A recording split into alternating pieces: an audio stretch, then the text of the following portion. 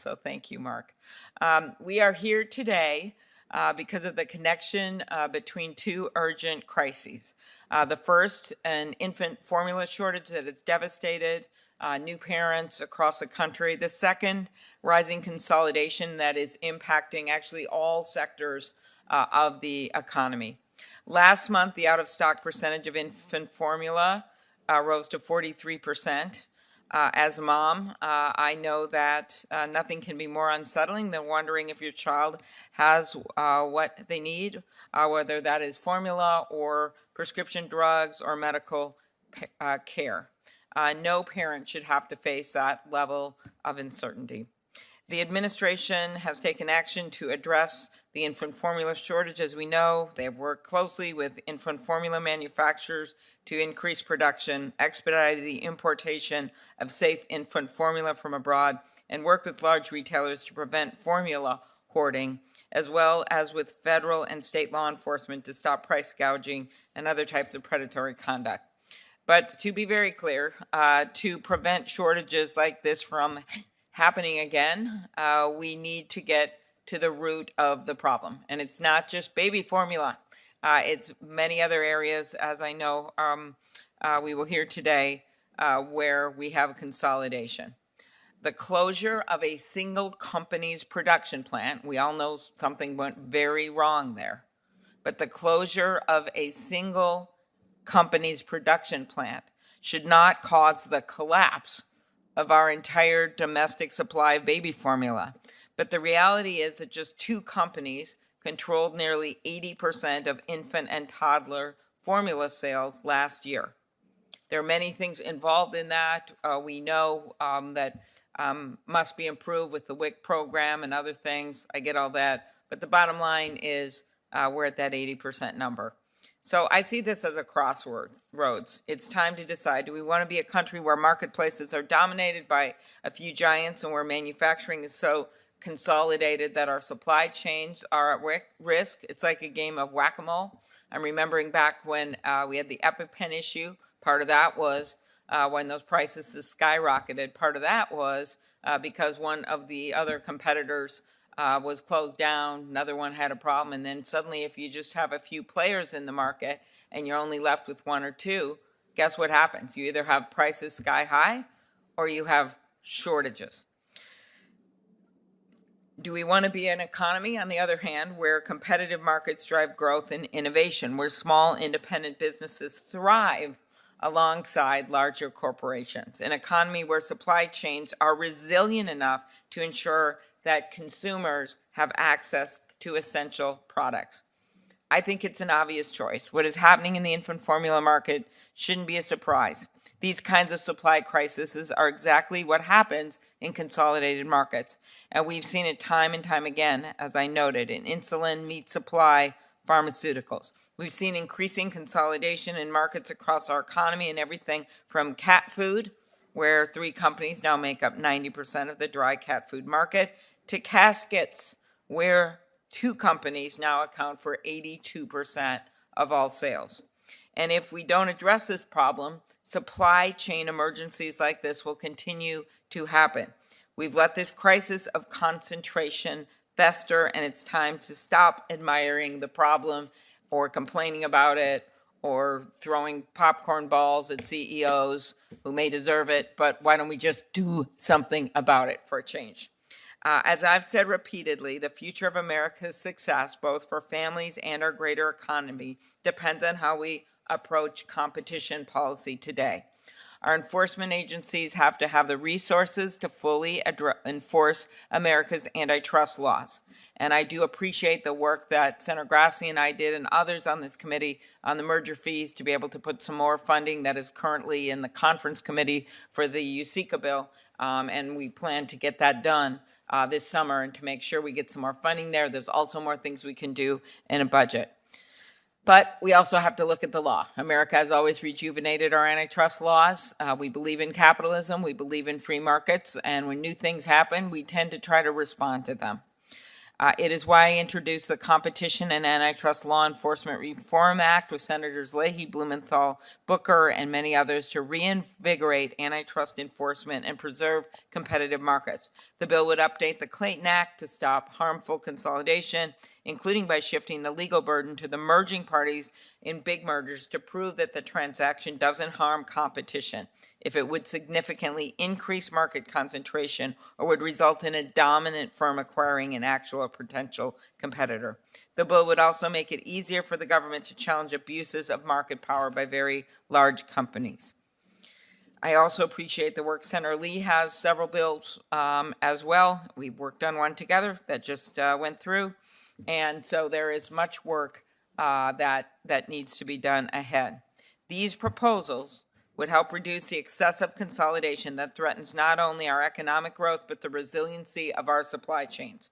Of course, when it comes to infant formula, we also have to consider other potential policy solutions to address the lack of competition. I mentioned the importation of safe infant formula. I actually did this with Senator Collins when we had a shortage of prescription drugs that we allowed for safe importation from other countries, and that was helpful. And I've been discussing these ideas with the administration. The Federal Trade Commission has also launched an inquiry into the causes, and I mentioned the WIC program and other things that we could do to create more resiliency in how we handle this thing, as well as clearly the inspection issue and what went on there. That is all true.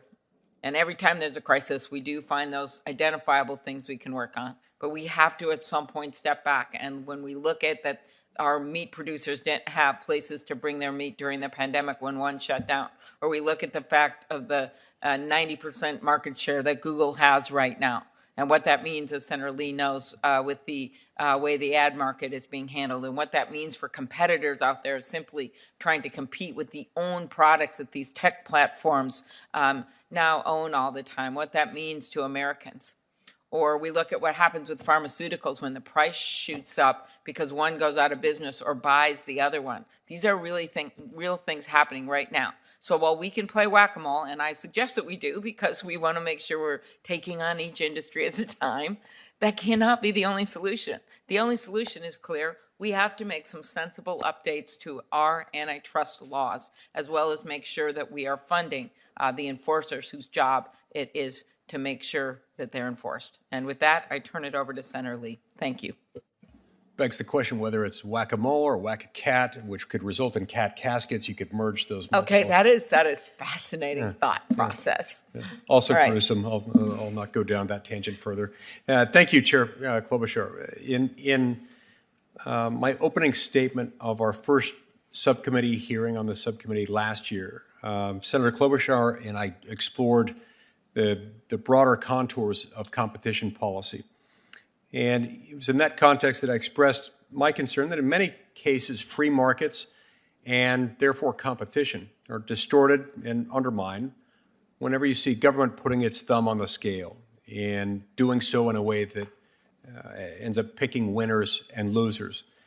Today, we're here to discuss an example of exactly that.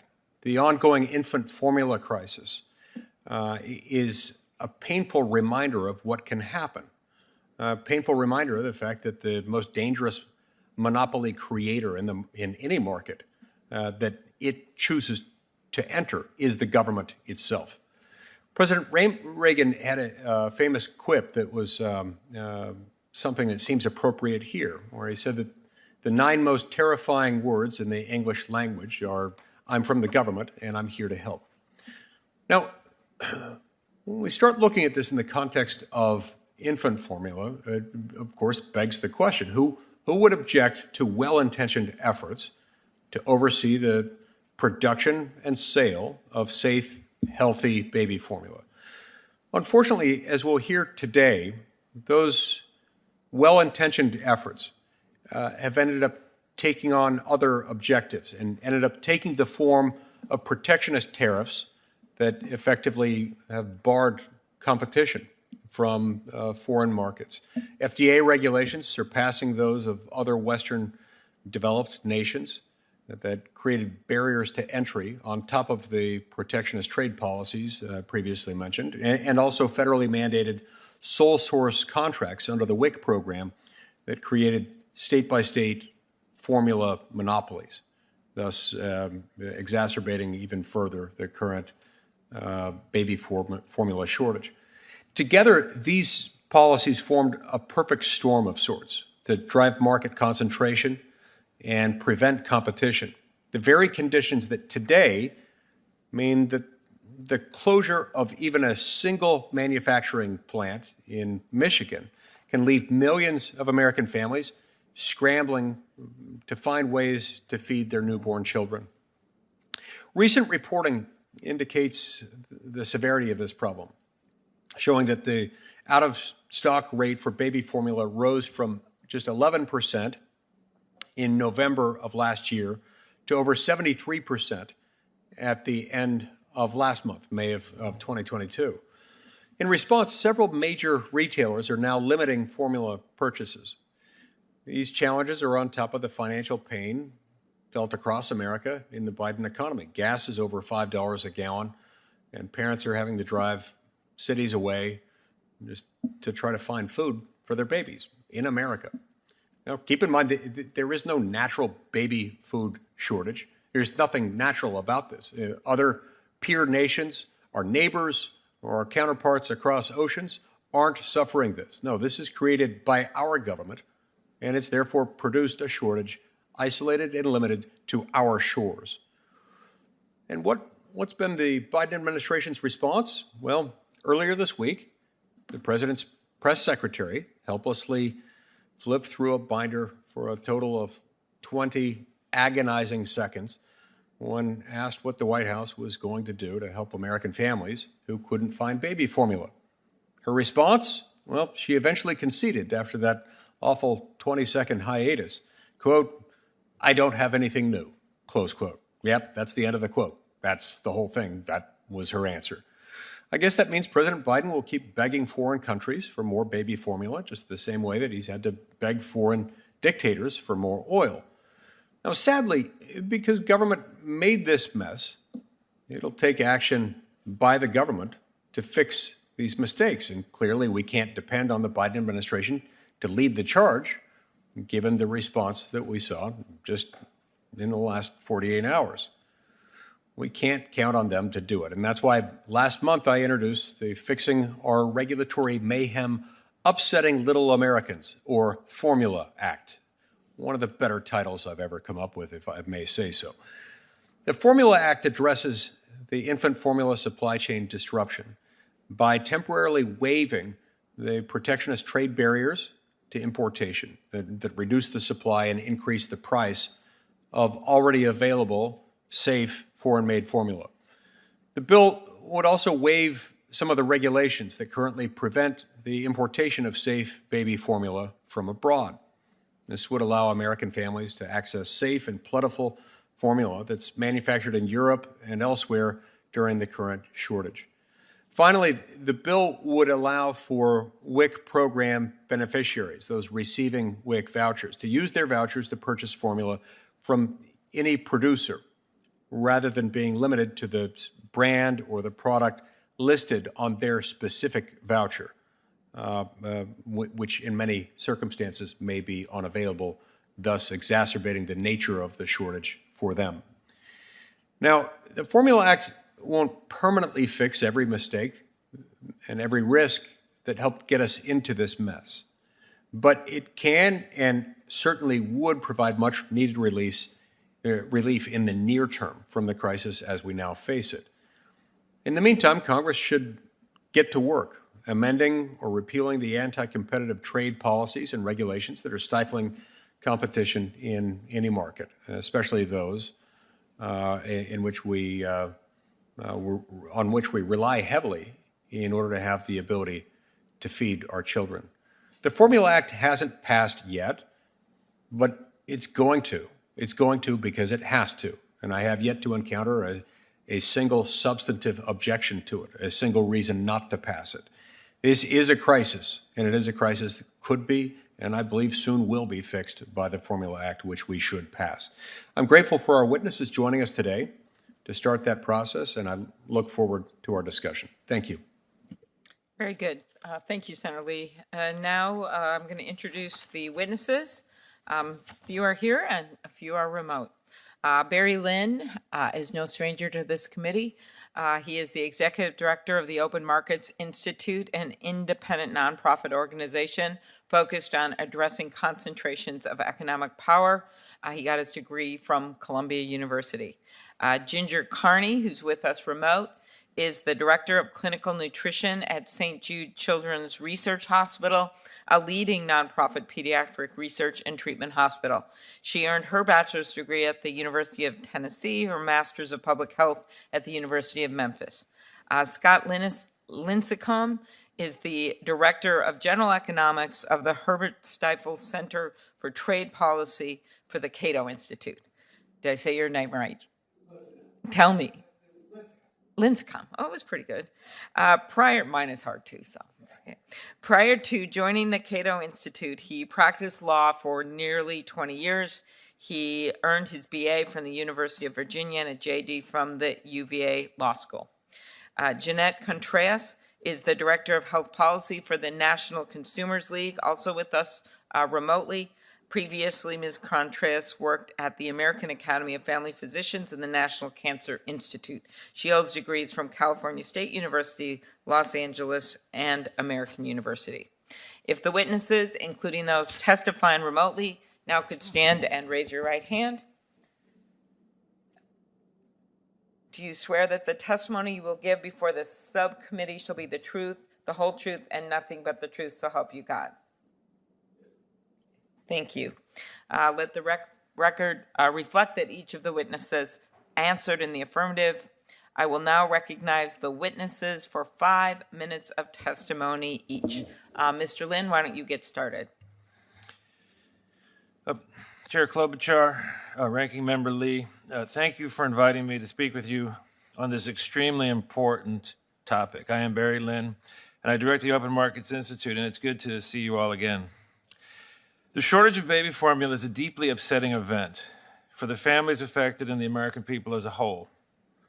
Ensuring that every family with young children has access to high-quality formula at low prices is a challenge we should have mastered long ago. There's plenty of blame to share, both for the private corporations that dominate this business and the agencies that oversee it. But the problem goes far beyond private avarice or any failure to adequately fund or oversee the FDA. This breakdown is simply the latest in a long list of failures of the production systems on which Americans depend. Just over the last 2 years, this includes extreme shortages of face masks and other PPE in the early months of the COVID, causing thousands of avoidable deaths. The shutdown by COVID of super large slaughterhouses, resulting in empty meat cases across America. Deep shortages of semiconductors due to monopolization by TSMC, Samsung, and Intel, which shut assembly lines for cars, medical devices, electronics. The freezing up of container shipping systems, which disrupted thousands of manufacturing and construction businesses. The breakdown of gasoline distribution across the southeastern United States after a single cyber attack. Worse, we can trace the pattern of disruption back 20 years. This includes the near breakdown of food supplies in New York following Hurricane Sandy, deep, persistent, and widespread structural shortages of drugs, the near breakdown of the Big Six automobile production system in 2009 and subsequent bailout of General Motors and Chrysler, the collapse of the U.S. System for production of cat food in 2007. In every instance, the cause of the shutdown was concentration and choke pointing of capacity. Then there are the many disruptions and threats intimately interrelated with this choke pointing. This includes the potential for catastrophic cascading collapse of the industrial and financial systems as a whole due to the loss of access to a single industrial center or even a single plant. Direct dependence on China and other antagonistic regimes for essential goods and services in ways that expose our nation and individual businesses and citizens to coercion and extortion. Lack of capacity to produce weapons and other items essential to national defense in a timely manner. Inflation driven by the choke pointing of oil refining. semiconductors, and meat processing, and by monopolists taking opportunistic advantage of the crisis to jack up prices, as with airlines and credit cards. The suppression of production technologies that would lower costs and boost efficiency. None of these threats are new. I myself first detailed the fragility of international production systems and America's industrial exposure to the power of China in an article in Harper's 20 years ago in 2002, titled, 20 years ago this month, titled Unmade in America, the True Cost of a Global Assembly Line. I was not alone. The epidemiologist Michael Osterholm in 2005 described how a pandemic would disrupt highly concentrated supply chains, including for the face masks we need to protect ourselves from the disease itself. In 2010, a World Bank study of the financial crash of 2008 concluded that concentration of production networks has an inherent magnification effect on shocks. In short, Ronald Reagan's embrace of Robert Bork's radical efficiency theory for antitrust, in combination with Bill Clinton's embrace of Larry Summers' radical efficiency theory for trade, resulted in the bulldozing of almost every industrial system on which we depend and has pushed us to the brink of catastrophe. So what can we do today? First, restore our ability to identify and manage physical risk by recognizing the essential role that competition policy plays in engineering production and financial systems. Second, restore a structural bright line approach to anti-monopoly enforcement in keeping with the basic principles of checks and balances. Third, radically reduce the role in competition policy of economics and any intellectual tools unable to identify and understand the effects of power on structure. Fourth, identify all choke points in every supply chain on which the American people depend. Fifth, rebuild sufficient industrial capacity to ensure that the resiliency and stability of industrial systems. And sixth, rebuild the capacity of federal and state agencies to use competition policy to identify and break choke points before they become dangerous. Thank you. Very good. Thank you very much. Next up, I think it is Ms. Carney.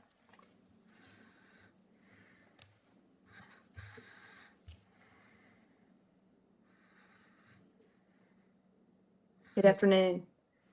Thank you. Chair Klobuchar, Ranking Member Lee, Senator Blackburn hopefully is there. I can't see her, but I hope she's there, from our great state of Tennessee. And committee members and my fellow distinguished panelists, I'm honored to have the opportunity to speak before you today and appreciate your willingness to allow me to appear virtually. My name is Ginger Carney. I'm a registered dietitian nutritionist and international board certified lactation consultant and director of clinical nutrition and lactation services for St. Jude Children's Research Hospital in Memphis, Tennessee. I'm here today on behalf of the Academy of Nutrition and Dietetics, which represents more than 112,000 nutrition professionals. As the past president of the Tennessee Academy of Nutrition and Dietetics, I'm prepared to give you a sense of how this crisis is impacting families across the country. Since February 2022, dietitians have been constantly working to determine appropriate and safe formula alternatives for patients impacted by the current shortage.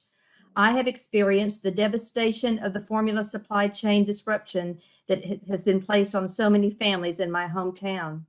In my role in a pediatric research hospital, we have experienced shortages in our enteral feeding formulas, or formulas provided through a tube for those children who cannot or will not eat enough to sustain them. Many of our patients are children with cancer who cannot tolerate certain foods because their digestive systems have been compromised from chemotherapy and radiation, causing them to rely on specialized formula for their nutritional needs. One colleague in Miami, Florida, reported that parents will file prescriptions to pharmacies to obtain special formula, but it may take up to a month before a shipment is received, and then there has been no guarantee when the formula will be back in stock. Recently in Memphis, 2 children were admitted to our local pediatric hospital with dehydration caused by intolerance to a formula which had been substituted by their parents for their regular specialized formula. Caregivers are at their wits' end and feel that they must find something to feed their children. When an infant is hungry or a child is dependent on a specialized feeding, it can be life-threatening when a formula is not available. Another dietitian in Florida met with first-time parents of a set of premature twins in her clinic. She discovered that when their hypoallergenic formula had become unavailable, the parents resorted to giving the babies almond milk, thinking this was an appropriate substitution. The switch caused a reduction in the baby's calorie intake by nearly 60%. The babies were lethargic and malnourished, and it resulted in an emergency hospital admission. Imagine having to worry that you might not be able to keep your baby fed as your last can of formula is almost empty. Parents may drive for hours to nearby towns to find formula, and many families are not able to do this given financial or geographic limitations, which disproportionately impacts low-income and rural families. My WIC colleagues in Louisiana and Tennessee have similar experiences fielding panicked phone calls from caregivers. Some dietitians even ride around their cities taking pictures of store shelves to advise their clients which store has the formula they need. One mother remarked she was petrified that any formula could be contaminated. We appreciate that the Senate subcommittee is taking a close look at this crisis, but more needs to be done. First, we know the importance of the first 1,000 days of life for long-term health outcomes. We must track the cohort of infants experiencing this crisis and determine the short and long-term impact on their medical outcomes and nutrition security. To date, we are not aware of any efforts to formally document this. Secondly, we have not heard that this has happened anywhere other than the United States. Other developed countries seem to have managed shortages without significant issues. We must learn from others and revisit the laws and regulations, including a thorough examination from production and oversight to access and affordability. We should revisit and consider the guidelines in the International Code of Marketing of Breast Milk Substitutes, commonly referred to as the WHO Code, to ensure that our most vulnerable population always has a safe, nutritious food supply available. Third, insurance companies must reduce the burden required for treatment authorization for non-formulary infant formulas. And lastly, we must do more to support women who want to breastfeed, especially as they return to work. There are too many systemic challenges for these working moms and families. We must examine the country's efforts to promote breastfeeding and find ways to provide the support they need. The U.S. is the only high-income country with no statutory national paid maternity leave, and the U.S. parents are continually bombarded with commercial promotion of breast milk substitutes that is forbidden by law in many countries. An increase in the breastfeeding rate in the country would also decrease the demand for formula. These efforts would significantly improve access to safe and stable nutrition for infants in our country. Thank you again, and I would be happy to answer any questions you may have. Thank you very much. Next up, Mr. Lincecum. You got the name perfect on the second try. It's great. Chair Klobuchar, Ranking Member Lee, distinguished senators, thank you for inviting me to testify here today. My name is Scott Lincecum, and today I'll discuss the current problems in the infant formula market and how we got here, with an emphasis on concentration and antitrust policy. As has been widely reported, the market is concentrated and stagnant, and this has continued and contributed to the current crisis when the largest U.S. formula producer, Abbott Labs, initiated a recall and shut down a major factory in Michigan. There were no easy or immediate replacements to fill a gaping hole in the domestic market, and we've been scrambling ever since. This troubling situation, however, does not justify new U.S. antitrust actions or expanded government power to police anti-competitive practices. The main justification for antitrust action is traditionally the existence of a market failure, natural imperfections in a relatively free private marketplace that give a monopoly or oligopoly market power to keep prices elevated or competitors out. In the case of infant formula, however, today's problems are primarily due to federal government policy, not any sort of market failure. First, we block almost all foreign-made infant formula from the U.S. market. Most imports are subject to a complex and opaque system of tariff rate quotas, under which high tariffs increase even further when certain quantity thresholds are met. Imports from supposedly free trade agreement partners are mostly restricted too. Overall, the average effective duty rate on infant formula imported in the United States is 25.1%. Adding insult to injury, we impose significant non-tariff barriers on formula imports. Producers wishing to sell here must meet strict FDA labeling, nutrition, registration, and inspection requirements. Despite strong domestic demand for formulas from Europe and elsewhere, formulas approved by unquestionably competent regulators abroad, shipments have been routinely seized and destroyed by customs because they didn't comply with FDA rules. Due to these barriers, around 98% of the U.S. infant formula market is annually serviced by domestic production, a domestic market share among the highest of any major food product, and one that likely fuels concentration here. Research shows, for example, that imports serve as a major check on the market power of large U.S. manufacturers across a wide range of industries. Concentration falls in industries experiencing import growth, and it rises in industries with little foreign competition. Such findings are obviously relevant for a concentrated U.S. infant formula market with essentially no imports. Second, federal government policy amplifies domestic market concentration in two key ways. Most importantly, the expansion and design of the WIC program effectively ensures that the U.S. market remains concentrated. Since the program's inception in 1974, WIC participation has grown dramatically. Today, it accounts for more than half of all domestic formula sales. This buying power allows the government to demand that producers offer steep discounts. In exchange, the state WIC agencies offer big sole source contracts to winning bidders. Now, this is undoubtedly a good system for U.S. taxpayers, but it creates serious competition problems.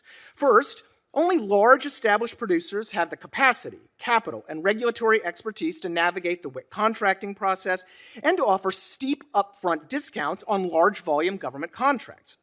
Indeed, the three largest producers in the United States hold all WIC contracts. Second, research shows that WIC's large exclusive contracts help winning bidders gain market share and raise prices in the non-WIC market, and thus become the dominant supplier in the state at issue. This is a recipe for concentration, disrupted only by the current crisis.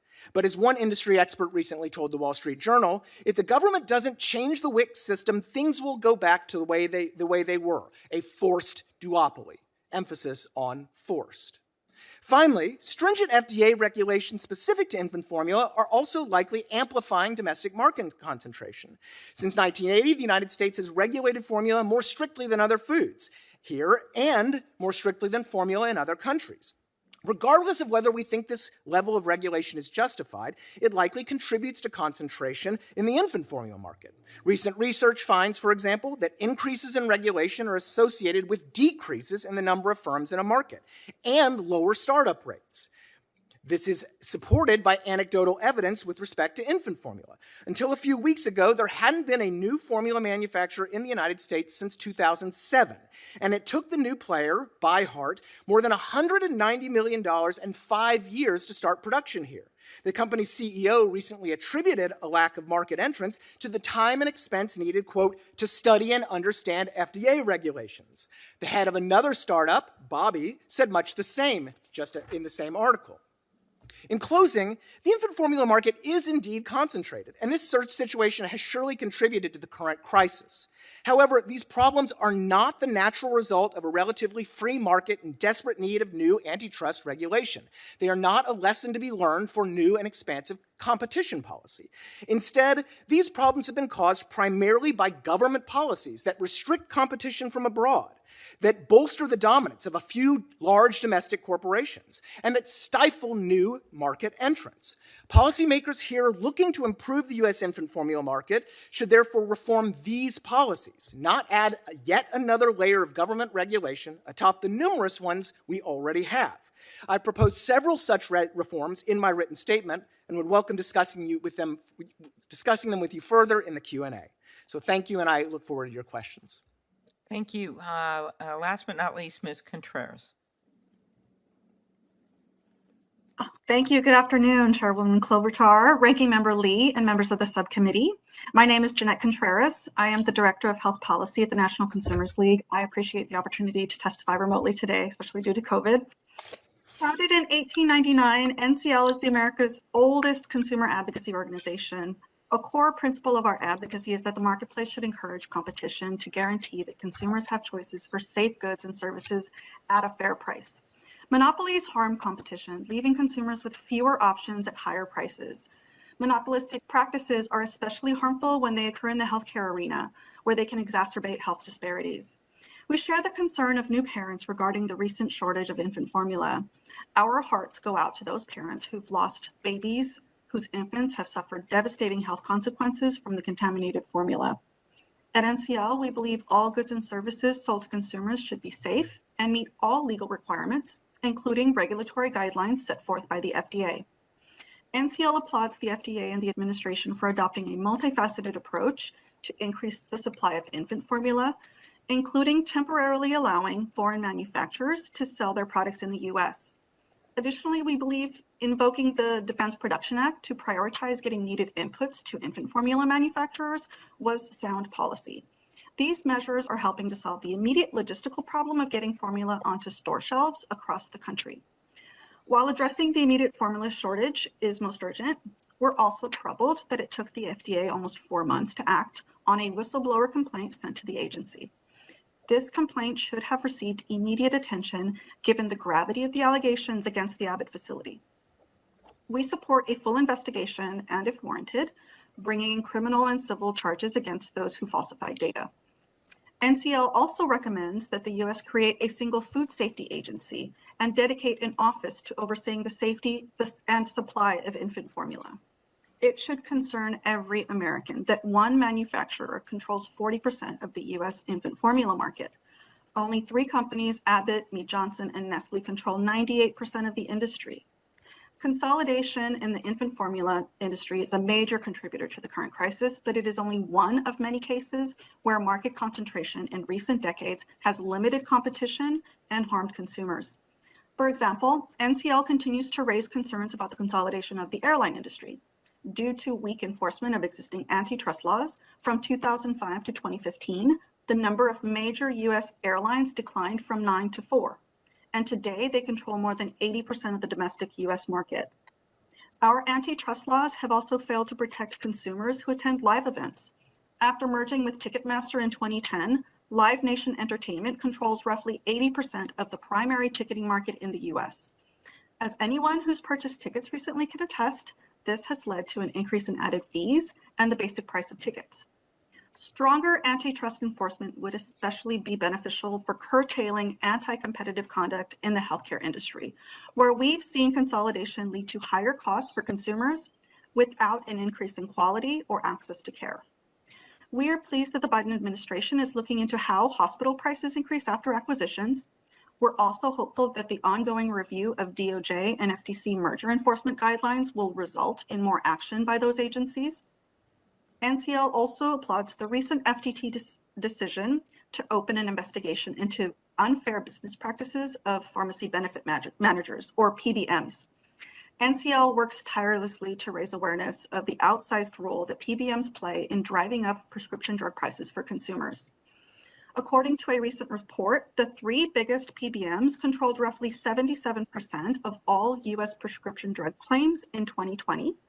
And a recent Senate Finance Committee report found some PBMs are getting a 70% rebate on insulin, while out-of-pocket costs for this life-saving medication continue to rise.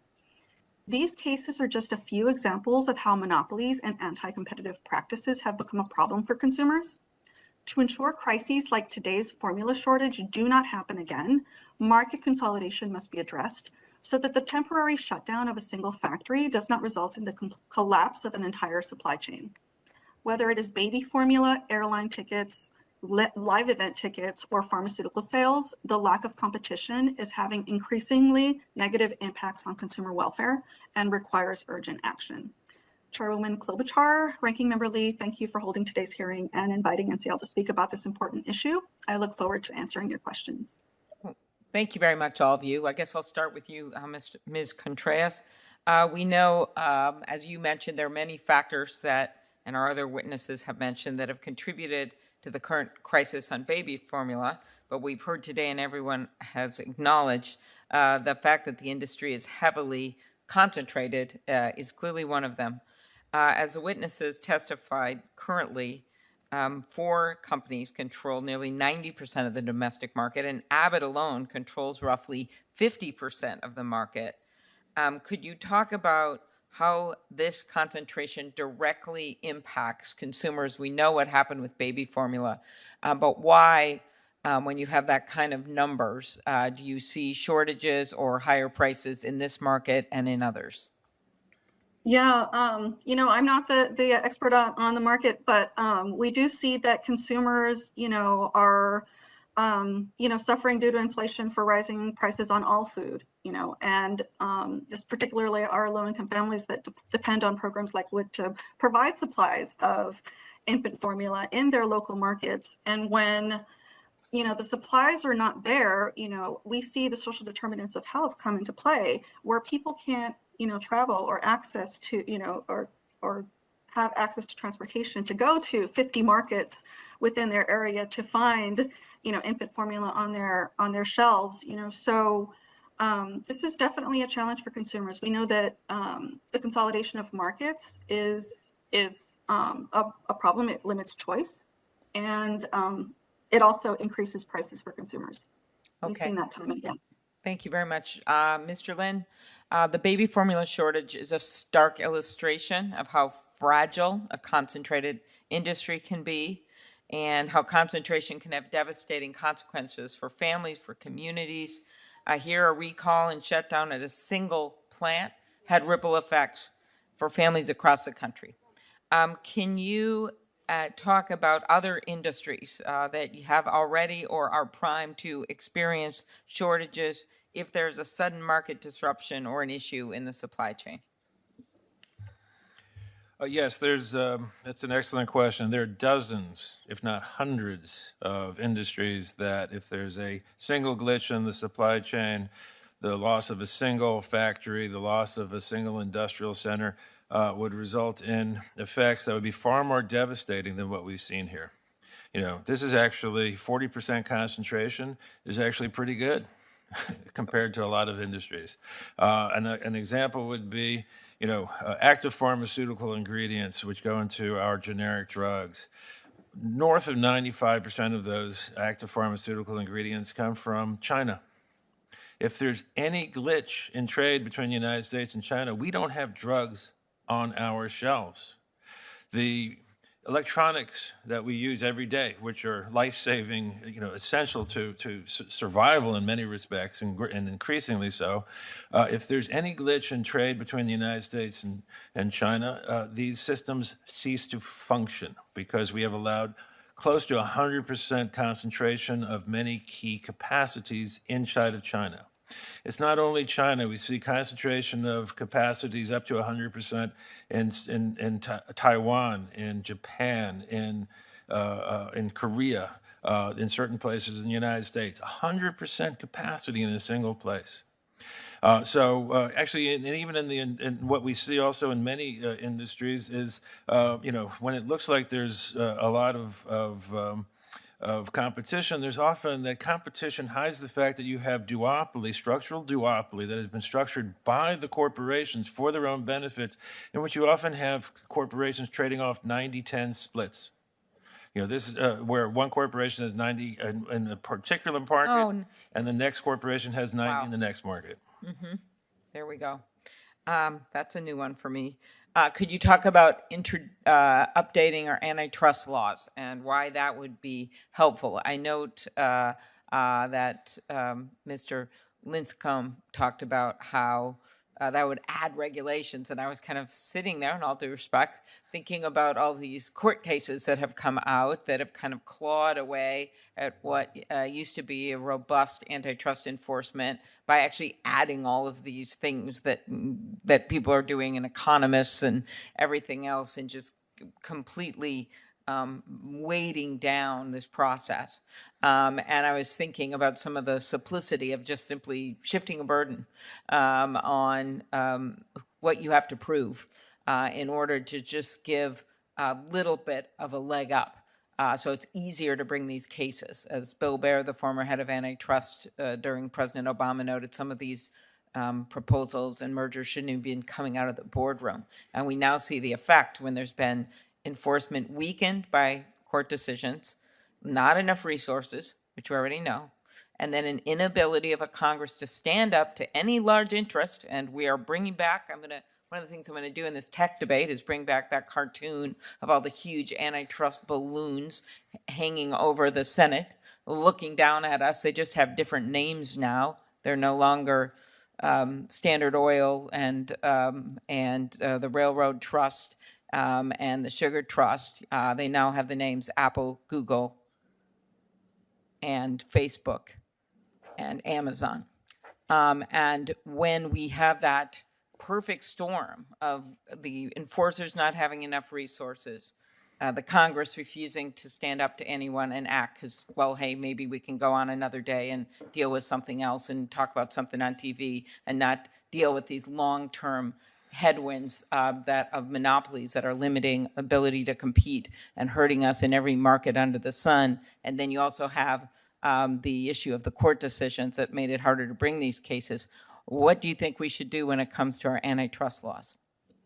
No, it's a great question. There's two quick answers. One, philosophy. As I mentioned before, what got us into this problem is to a large extent the efficiency philosophy that was imposed on antitrust by the Reagan administration in the early 1980s, and the efficiency of philosophy that was imposed on the trade system by the Clinton administration in the 1990s. So we've been seeking efficiency through our through our antitrust system of regulation for 40 years now, and the result is extreme consolidation in every sector of our economy. So number one, fix the philosophy. Number two, enforcement. As you just said, we need much more enforcement. We need much more aggressive enforcement. That means, over the last 40 years, the courts have taken the philosophy, this incredibly unwise philosophy of efficiency, and they have built it into the law. So we can overcome that slowly, or we can overcome that swiftly. And better law right now will allow us to overcome this fantastically dangerous philosophy of efficiency much more swiftly. So, so the proposals that have been put forth by you and other members of the Senate and the Congress are of essential importance in dealing with the core root of these problems. Thank you very much. Turn over to Senator Lee. Mr. Lincecum, in response to Mr. Lynn's comments a moment ago, in your view, was it antitrust philosophy or federal policy that got us into this current mess with infant formula? Well, as I said in my statement, Senator, clearly in this case, it's government policy. If you look at our trade policies, our regulatory policies, our food assistance policies, regardless of whether you think we need these regulations, we need these policies, the fact is that they are perfectly consistent with the economics literature of what happens when you have a domestic market, for example, that is 98% serviced by domestic manufacturers. You get a concentrated market. When you have very high levels of regulation, you get a concentrated market.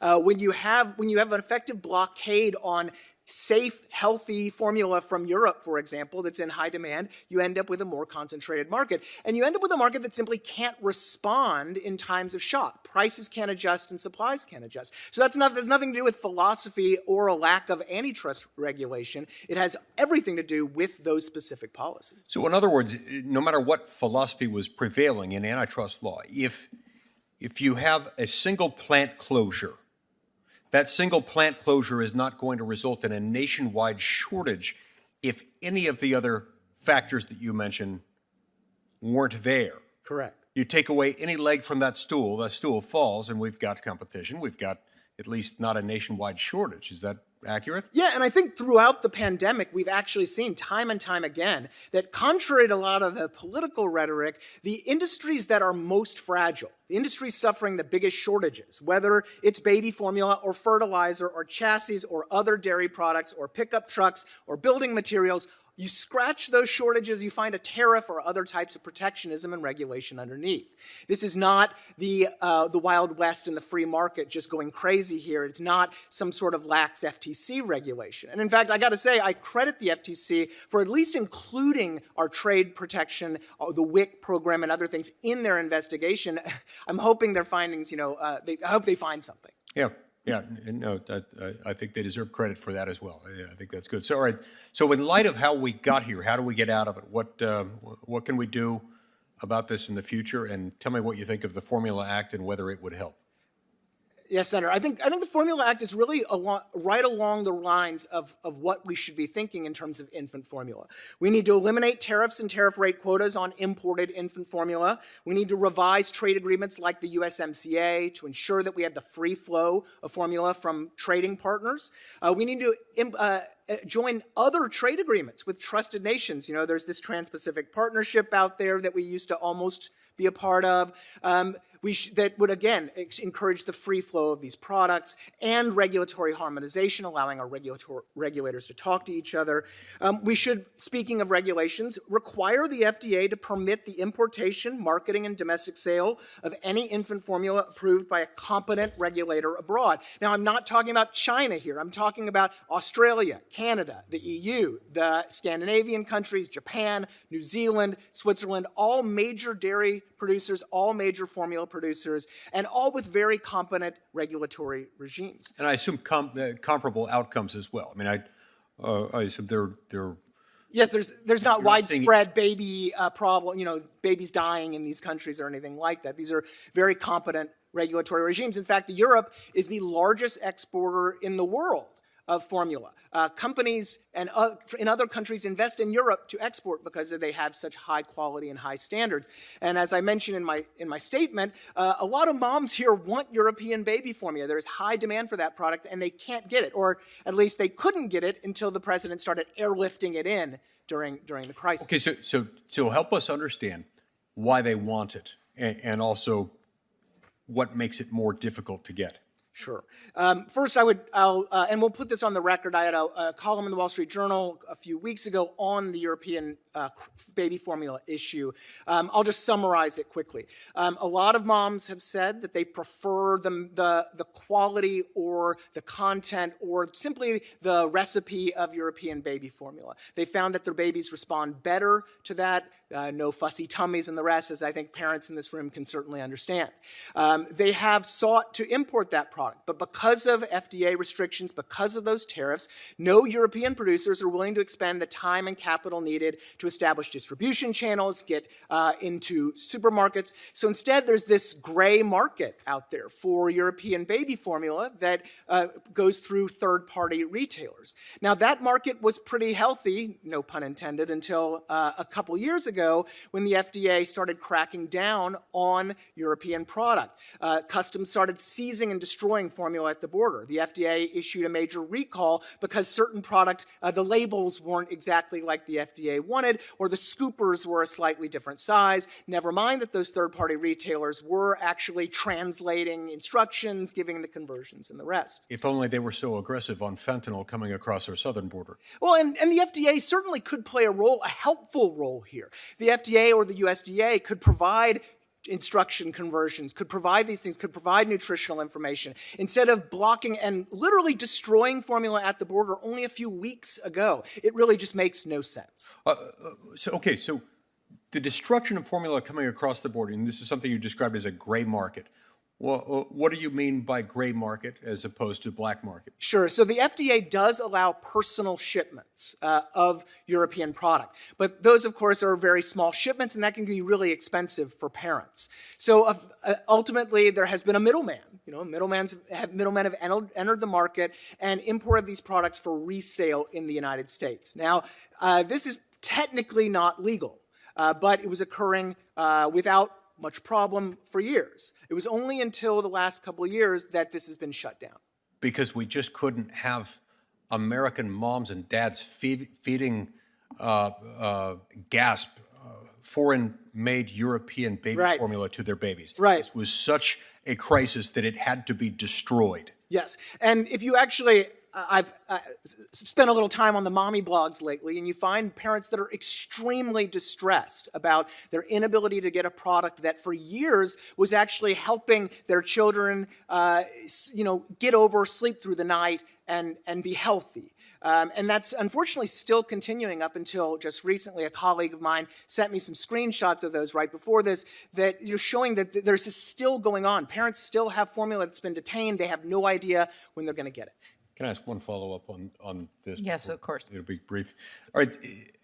Have we seen this happen in other markets, or are there any other markets in the United States that you think are in a comparable position where, because of this combination of regulations, import restrictions, protectionist policies, one manufacturer shut down or slow down could shut everything down? You know, I have to say, I've been looking at supply chains for the last 2+ years because of the pandemic, and I haven't seen an industry this fragile. It is about a textbook case of what happens when you put walls around the country and block all the imports, and then have a government contractor as a monopsonist in the market, effectively consolidating the domestic market even further. Like you said, it's a perfect storm for problems. Thank you, Madam Chair. Thank you very much. Next up, Senator Blumenthal. Thank you both. Thank you, Madam Chair, for having this hearing. We're here because of a concentrated market, potential monopolistic dominance that may have exacerbated or contributed to the shortage in infant formula that has so terrified and harmed American families. And the sole source WIC contracting procedure may have likewise contributed to or aggravated the consolidation in the market. The government is not blameless here. But what outrages me most here is, in fact, the Food and Drug Administration's delay in catching this problem. And I realize it's not antitrust, but it's kind of the elephant in the room. There were at least 9 infant deaths and countless illnesses, we don't even know how many, linked to the formulas produced at Abbott's Sturgis, Michigan plant, which is an increase over the previously reported number. We're just getting the truth. And it's coming to us literally a year after, more than a year after, the first whistleblower report in February 2021. The FDA didn't do any disclosure until a year after the whistleblower report. And we're just now learning the dimensions of this disaster. The FDA failed to act. It betrayed its trust. I am writing to the FDA Inspector General asking for an investigation, because this kind of dereliction and failure to disclose, it's a combined betrayal of trust, is absolutely unacceptable. And again, the consolidation within the industry, maybe giving that kind of power to Abbott, maybe its capture of the agency. We have yet to know the full story, but my hope is the Inspector General will give us some insight, because the FDA had a trust here, a stewardship, which it failed to uphold. I'm very pleased that the FTC has announced that it's launching an investigation into the causes of this crisis. I hope it will be penetrating and insightful and hard-hitting and frank and timely. We need to know right away, because, in fact, infants have been denied a lot of food that they need, and parents have been seeing their lives turned upside down in ways that we all understand as a parent.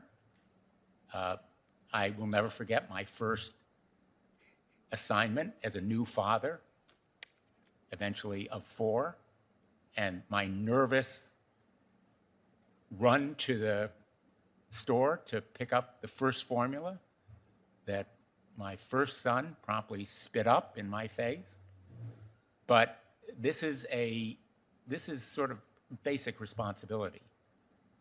And I'm very troubled by economic discrimination which I hope the FDA will investigate. Economic discrimination can have a disproportionate impact on inner city communities that lack access to suburban big box scores.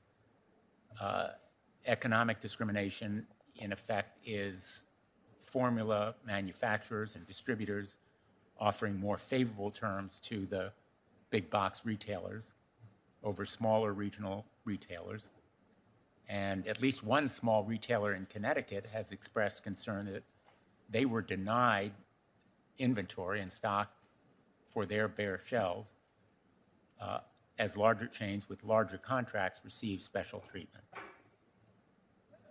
So this effect of consolidation, the dominance of four giants, may also affect distribution and retailing. I hope the FTC will explore it.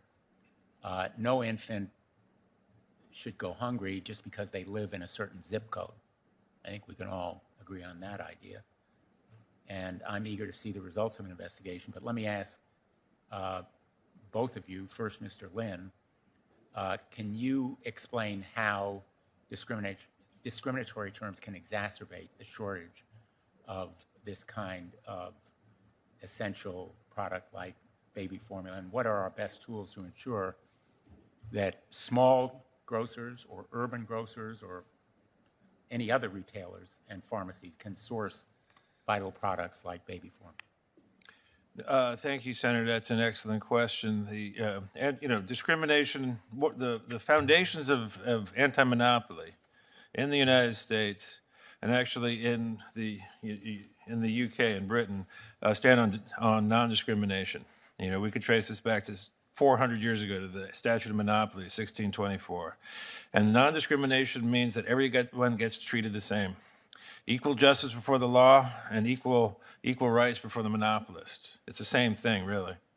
And how did we achieve this in the United States in a distributed, complex economy such as we developed in the 20th century? We did it through rules on pricing and limiting the ability of people to discriminate in pricing and terms.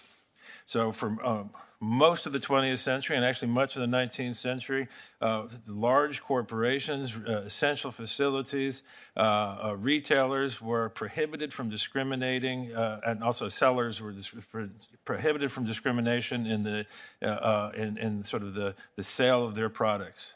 Everyone got the same terms at the same price. We had rules such as the Robinson-Patman law that achieved this, that applied this to the retail system. All of these approaches were torn apart, were thrown away in the 1980s. So we now have a situation in which discrimination allows the big to get bigger and the poor to get nothing. Thank you for that excellent answer. I'm going to ask Mr. Contreras, because I think he deserves a little airtime here, to respond to that same question without meaning any disrespect, but I'm about to end my time. Thank you. No problem. Very good. Thank you. Senator Cruz. Thank you, Madam Chair. Thank you. Welcome to each of the witnesses. In July of 2021, the out-of-stock rate for baby formula was only 8%. Fast forward to March of 2022, that rate had risen to 30%.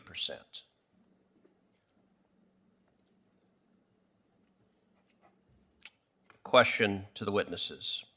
Wouldn't you say that when a rate nearly quadruples, that it warrants a response from the federal government and ideally a president that is aware of the crisis that is happening under his administration? Mr. Lincecum? I would expect a response, Senator. I think that I will give the president a bit of credit in that I do appreciate that he is trying to get formula in the country from abroad. It is a tacit recognition that imports can play and should play an important role in this market, and what happens when you have a market that's effectively walled off from import competition. Unfortunately, however, that is a Band-Aid on a flesh wound. That the market has been so distorted by all of the government policies that I mentioned in my opening statement that there's just so much that a couple airlifts and photo ops can really do at this point. It is something that has been years in the making. Mr. Lynn, your thoughts? Thank you, Senator. Yes, I agree that the President of the United States has begun to address this issue. I think that he has taken important steps to deal with the closure of the plant and also to deal with the shortages themselves. Now, I think that, But of course, the rise from 8% to 30% in March of this year, President Biden has said he was unaware of it, that he first became aware of this in April of this year, after we were facing major shortages across the country. Ms. Carney, let me ask you, what negative effects have you seen on the children in your hospital from this formula shortage? Thank you, Senator Cruz. I haven't, we are Can't hear continually you. struggling. There. Okay, it's all good now. Thanks. Okay, thank you. Thank you, Senator Cruz. We have been struggling over the last few months to make sure that we find appropriate substitutions for the formulas that we cannot find, and things that will be metabolized and absorbed properly in our patients. But more than that, out in my community, I have seen a lot of dietitians struggling to help mothers and babies find the right substitutions that they can feed. For instance, I referred to the almond milk situation in one community, and I really feel like we need to really focus more on this help to mothers and babies. We're talking about lives of babies and children. I don't know that we can just say, okay, the market is open, let every mother choose which formula she wants. They really need some guidance, some medical guidance, and some guidance from professionals that know nutrition. So I love that we're trying to think about ways we can make more formula available, but it's not going to be something that mothers and parents can just go out there and choose on their own. They do need some guidance in doing that. So, Ms. Carney, moms around the country are being told to just breastfeed. But am I right that for a significant percentage of mothers, they have difficulty doing so, and indeed there may be medical reasons why doing so is not advisable? Really appreciate that question. We know that breast milk, human breast milk, is the optimal choice for infant nutrition. And if we can promote that more and have mothers educated on how to breastfeed and get the support they need by reaching out to pediatric dietitians and dietitians that specialize in maternal nutrition and international board certified lactation consultants, these mothers can breastfeed. There's probably a very small percentage of mothers who cannot breastfeed. Many mothers think that they're not able to breastfeed because they run into problems, challenges, even things that I mentioned with going back to work. That's a huge roadblock sometimes. But if we can address those and help mothers initiate and sustain breastfeeding, I think we will see a lot better health for our babies and children, and also more satisfied moms, and being able to achieve the goals that they set for themselves with breastfeeding. Thank you. Mr. Lincecum. On February 24th of this year, Russia invaded Ukraine. Now, I believe that war was entirely avoidable and could have been avoided had President Biden not waived sanctions on the Nord Stream 2 pipeline. And indeed, in January of this year, I forced a vote on the Senate floor to impose those sanctions. At the time, President Zelensky begged the United States Senate to stand with Ukraine, impose those sanctions, and said it was the only thing that would stop Putin from invading Ukraine. Unfortunately, 44 Senate Democrats voted with President Biden, against sanctioning Russia, against sanctioning Putin. And that was, I believe, the immediate precipitating cause of the war in Ukraine.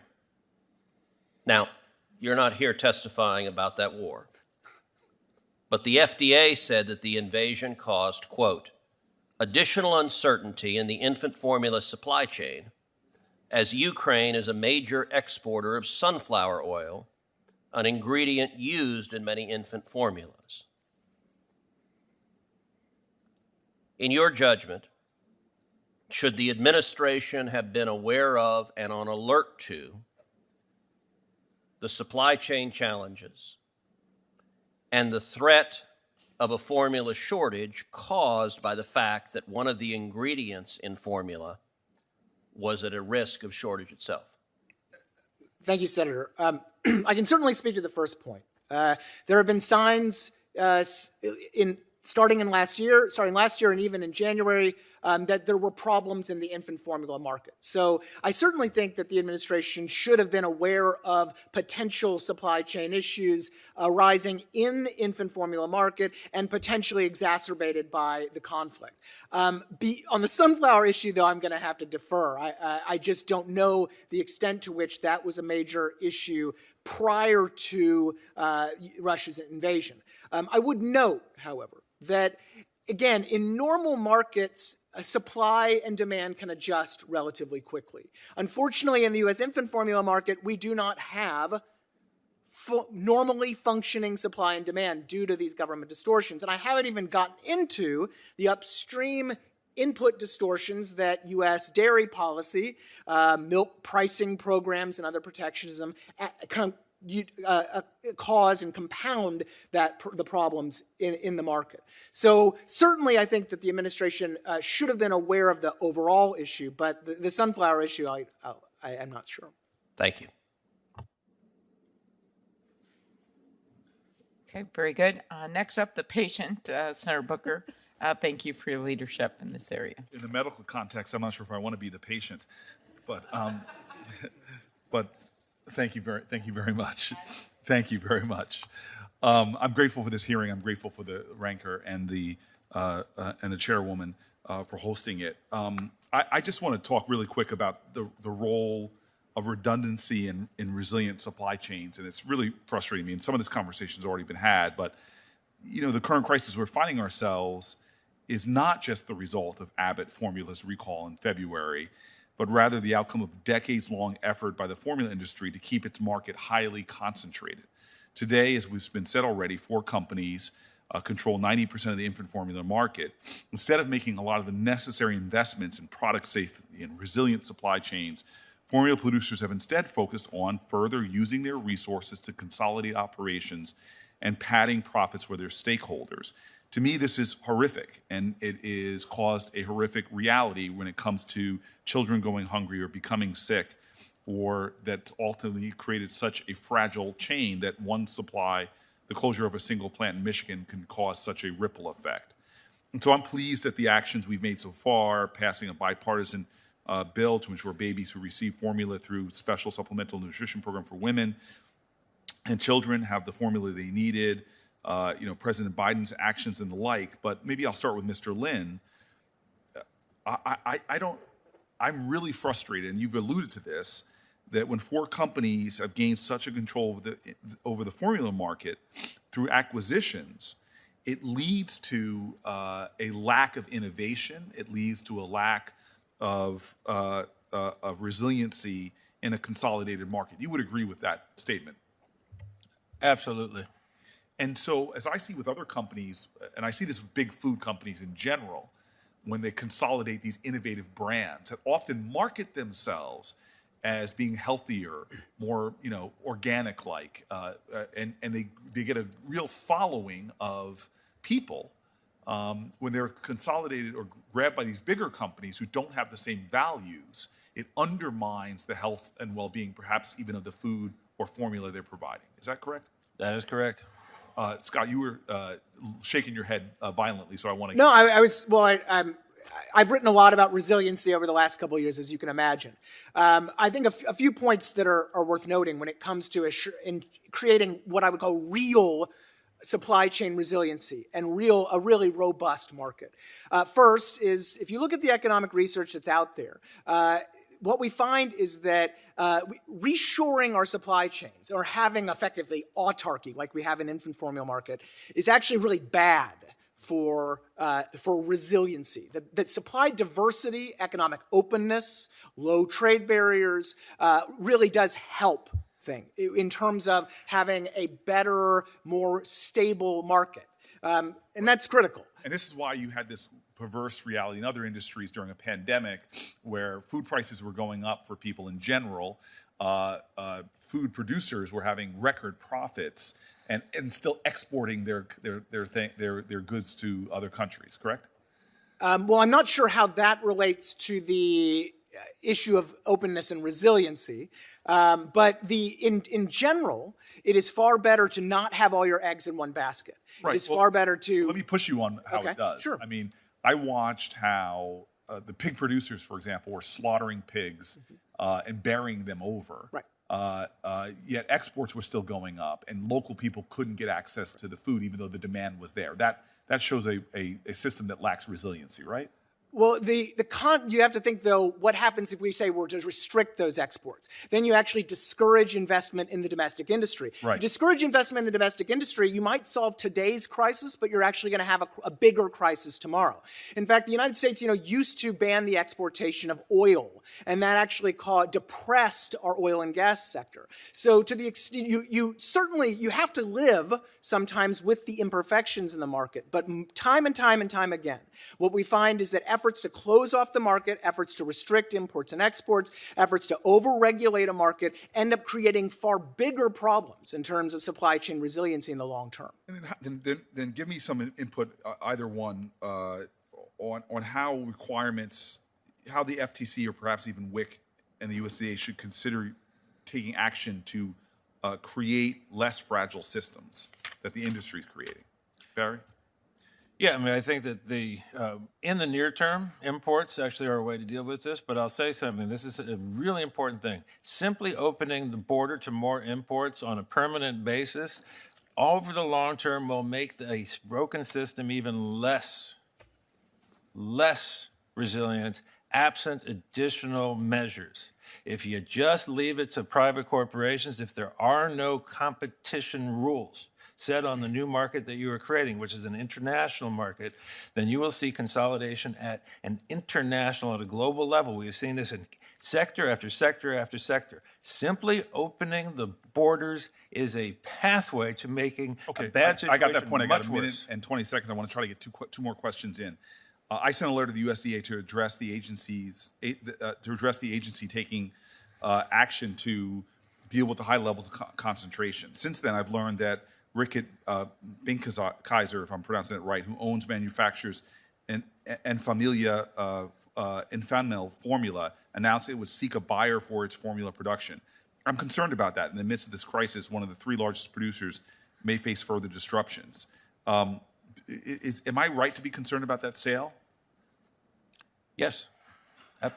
Well, I think we also need to ask why are they looking to offload that investment? And I think, as you mentioned, the WIC program's distortions of the market are a really big part of that. When you control more than half of the market, as the WIC program does, and you're forcing companies to bid against each other to provide discounts of around 90% off of wholesale, it's just not a place you want to invest. As I mentioned in my opening statement, it takes $200 million in 5 years to start a baby formula factory in the United States due to the levels of regulation. When you combine that with the import protection, it's just not an area where there's an easy buck to be made. We want it to be easy to invest. We want people to want to invest in that sector. All right, out of respect for my colleague from Tennessee, I'm going to maybe just submit my last question or so for the record, but thank you very much, Madam Chairwoman. Thank you very much. And I see Senator Blackburn has joined us. Please go. Thanks. Thank you, Madam Chairman. And yes, we've been busy with the NDAA, and we're taking a break, so I was so pleased to get over here. When you look at this nationwide shortage of baby formula, Tennesseans have really felt the brunt of this. We have repeatedly been in the unfortunately, in the top states that are most affected by this. Some formulas, the most popular brands, 54% is out of stock. And we've seen parents that have had to drive long distances to get formula. We have 2 children that were hospitalized because of this. Last month, I think that so many people in Tennessee that I've talked to were so offended by the president's statement saying, and I'm quoting him, if we'd been better mind readers, I guess we could have known about this. They just really took offense to that, because you go back and you look at what happened in February with the voluntary recall, 25% due to supply chain issues. And then you have to ask, and Tennesseans ask me regularly, why is it that the Biden administration was so slow to respond to this issue? And Mr., is it Lincione? Lincecum. Lincecone, okay. Give me your best take on that. And then Mr. Lynn, I'd like to come to you on it.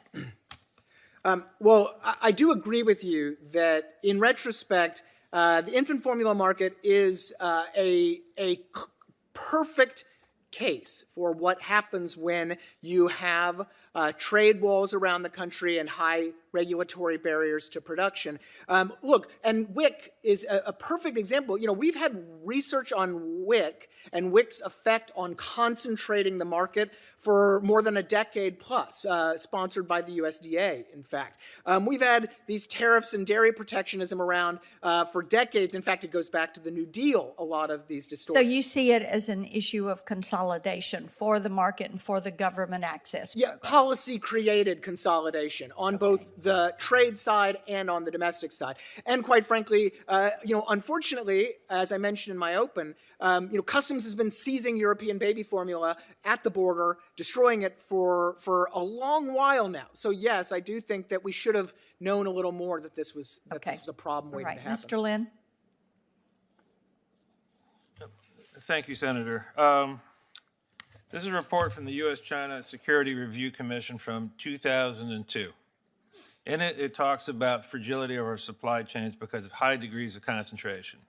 Fragility of our supply chains for semiconductors and electronics, and on and on and on. This is from 2002.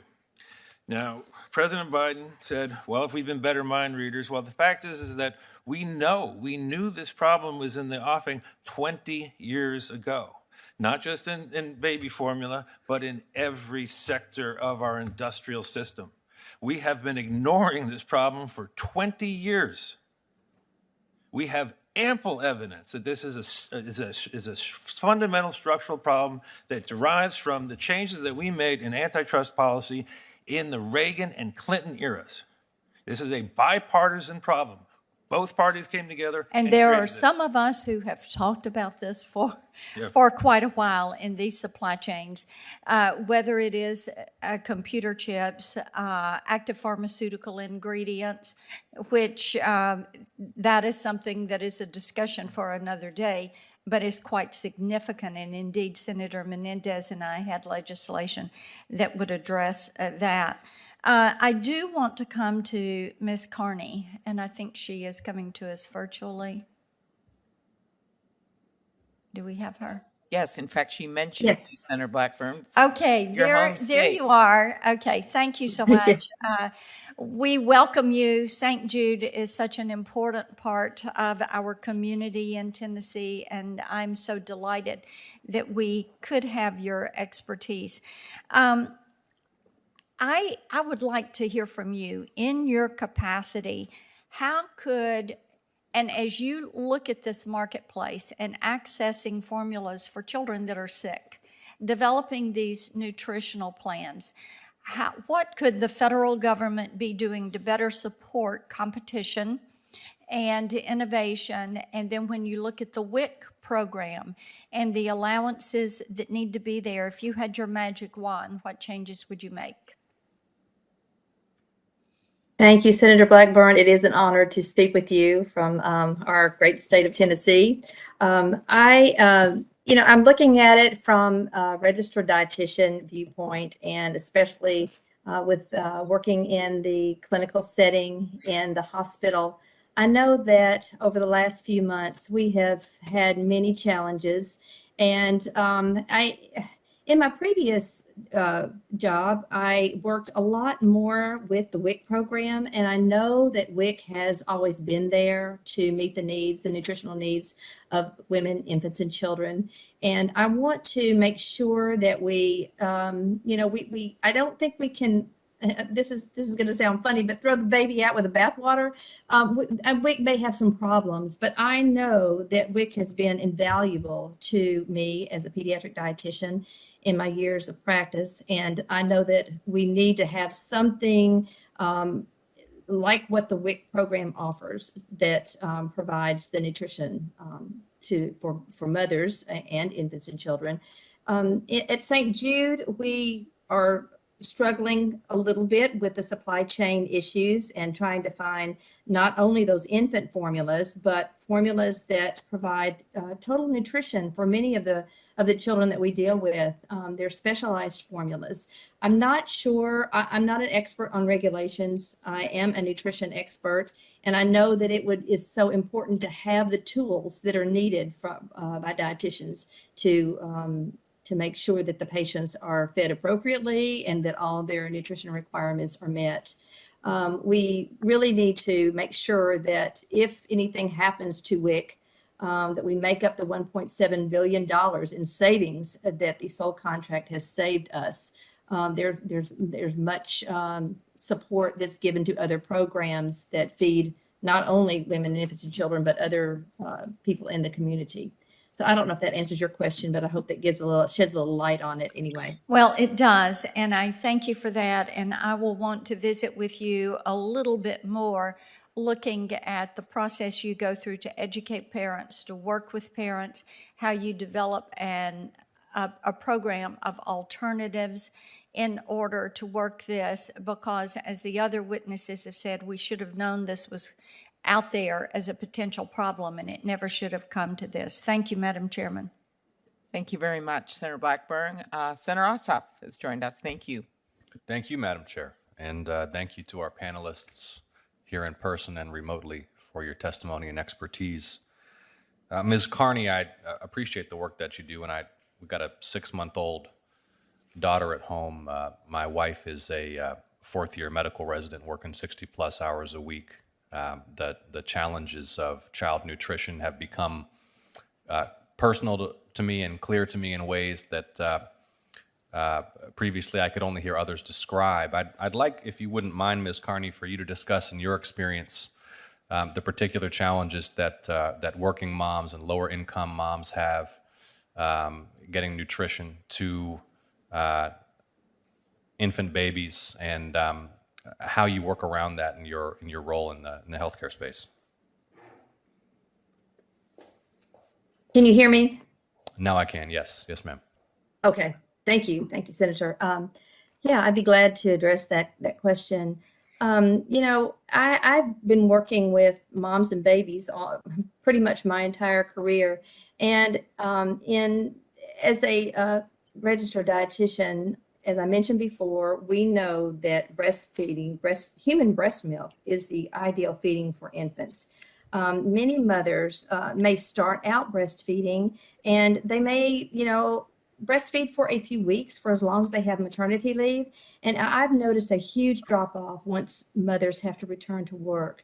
So many moms, even though we have some regulations in this country that state that every business over 50 employees has to have a mother's room or a private clean space for mothers to go express their milk, many companies and businesses still aren't doing that, or else mothers are embarrassed, or they're afraid that they'll have retaliation and not be able to continue to do their job if they take breaks to express their milk. And by the way, mothers have to express their milk during the day if they want to maintain their milk supply. So that is an absolute must for mothers that want to continue breastfeeding, and they they express at work, and usually that milk that they collect on one day is used for the baby's feedings the next day. So that's how it works, practically speaking. But so many mothers, like I said, are come up against challenges and roadblocks.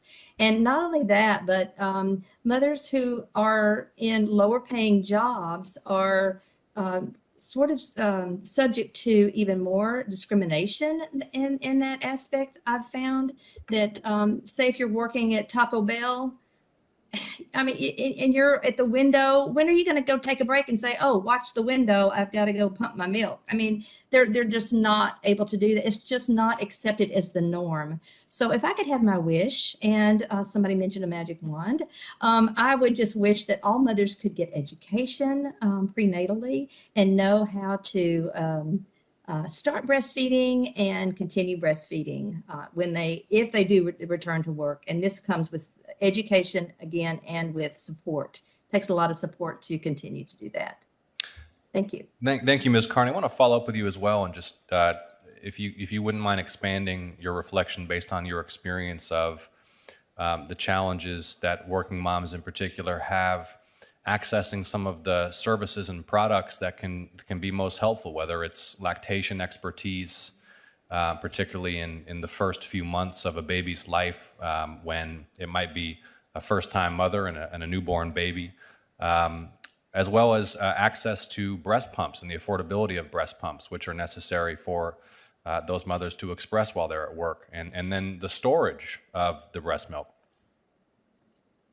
Great questions. Yeah, and I can look at this in two ways. First of all, if we're talking about lower income mothers or WIC participants, I have to salute the WIC program for the breastfeeding support that they've given, especially over the last, say, 15, 20 years. They've really stepped up and supported breastfeeding for those moms.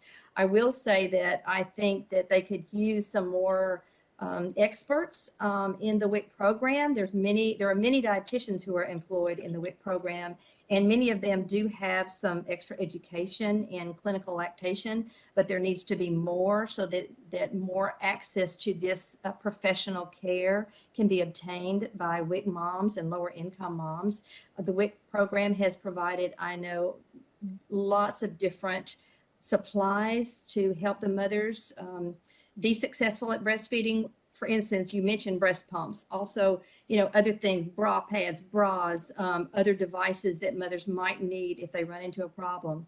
And the other one is mothers that have insurance. For instance, when I work at St. Jude, I provide prenatal breastfeeding classes for employees. I think, working in a world-renowned pediatric cancer institute, we should all be about the best nutrition for our own children. So I help employees prenatally with education, and postnatally, I'm kind of the unofficial, maybe if you want to say unofficial lactation consultant in the hospital. And I have many moms, our physicians, our nurses, our researchers, our PhDs, even my own dietitians on my staff. They need help and support. And so I love to give that. And I think, other institutions hopefully are doing that too. And the one problem is that we need more dietitians as lactation consultants and to support that. And also mothers need access to that, even if they do have insurance. That's another story, but I hope that answers the question for you a little bit. Thank you. We also need guaranteed parental leave in this country. Ms. Contreras, I'd like to ask you for your perspective in my brief remaining time. What are the recommendations you might have for Congress for policies that could expand access and lower the cost of, for example, breast pumps, other consumer products that are vital for mothers who are breastfeeding in the first months of a newborn's life and also working?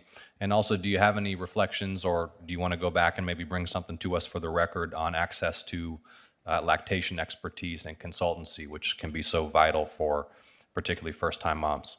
And that'll be my last question. Thank you. Okay, thank you. Yeah, if I have time to respond, then I'm happy to do so now. Madam Chair, can she respond? Or I can submit it. No, it's fine. Thank you so much. Go right ahead, please. The floor is Okay, yours. great. Yeah. Yeah. So, I think that one of the things of making products more accessible is, of course, including it in, coverage. I think that it was huge when consumers or when health insurance companies started reimbursing and covering breast pumps. That didn't happen until, recently. And that was a huge issue that helped to make it more accessible. So if we could think about, how do we support moms as they go back to work? All of those things that they need could be covered by health insurance. It could be provided. A lot of times these services and support to moms are provided by nonprofit organizations, local community support organizations. And, it's great that there are a lot of community-based organizations out there, but they're just helping moms to navigate the already complicated health insurance and plans and support that they need. So if it's one thing I could say is that we want to make sure that, that moms are better able to support it, to navigate, accessing all this and having health insurance plans help to cover it. Thank you, ma'am. Okay, very good. Senator Lee, do you want to ask a few more questions and then I could close out? I wanted to put on the record a statement for the record by Jennifer Settlemeyer, the Senior Director at March of Dimes, about the impact of consolidation on baby formula. Thank you. Thank you, Madam Chair. Ms. Contreras, I'd like to turn to you next, if that's all right. I'd like to start by asking you, how would you grade the FDA's response to the current baby formula shortage? We were actually, really critical of their response. We do a lot of engagement with the FDA because of the nature of the work that we do with ensuring consumer product safety, ensuring access to safe drugs. And, we do a lot of work to raise awareness of, for consumers of the dangers of purchasing counterfeit drugs online. And so when we were alerted about the situation and saw this, we wanted to make sure that we were fair and vocal, that, the FDA is likely, understaffed, under-resourced, and experiencing a lot. I know that many staff members at the FDA were already working, 2 and 3 job roles within the agency. So we've been asking a lot of them lately. And so I think that, I know it takes a lot of work to destroy that many containers of European formula. I mean, that's got to be exhausting, right? Well, to be fair, they were imported illegally. So now if again, like our organization, has the fraud.org platform, so we would, typically ask consumers to reply because they're at risk, right? We don't know specifically. Are they what mandates are there? people who consume European formulas regulated heavily by European regulatory agencies, are they less or more at risk than those parents unable to procure formula as a result of the shortage? Right, correct. So I'm not making a comment on that. What I'm saying is that it raises the risk of the potential of bad actors online that are selling to consumers, like, for example, these companies they're sort of middlemen, right? Bringing the foreign infant formula to people, and consumers, want to have it and, should, but we want to raise awareness of that risk, that they should be aware that, this didn't go through FDA review, and, you never can tell. And even with, a consumer product, where do they go for complaints of, adverse events from consuming a product that was contaminated? Right. So then who gets involved? So even if it does come in, then we have to have a process to track those, where do I complain to the company for the quality that I wasn't pleased with. Do you have any thoughts on what we could do to reform the FDA to prevent this in the future? And in asking that, it makes me a little nervous even raising it, because I'm very reluctant, frankly, to give more money and any amount of deference to the same people who messed this up to begin with. I'm not sure what would lead us to believe that would lead to a better outcome next time. Do you have any thoughts on that? Well, my only thought is that, right now food safety is really largely broken up into 3 areas, 3 different jurisdictions, right? CDC, USDA, FDA. And if we had potentially a single agency to oversee it or a single office, dedicated to this, and I think that, yeah, it's fair. It's kind of, not a great argument, right, to say that we need to, you know, provide more funding, but there just isn't enough capacity, I think, in the country. And we see this in the work that we do with our cannabis products and CBD products. We see Wild West marketplaces go on without, without the FDA just doesn't have the capacity to do Right. the regulation it needs to do. Yeah, I guess what I'm reacting to there is the fact that they do have the capacity to destroy European regulated formula at a time when there's a shortage. And they do have enough capacity and human resources to impose and enforce these regulations in a way that creates the shortage. It just makes me wonder about their judgment. Ms. Carney, in your expert opinion, is it really necessary for the FDA to treat infant formula for babies who are under 6 months differently than it does treat other food products? And what problems could this cause by doing it this way? Thank you, Senator Lee.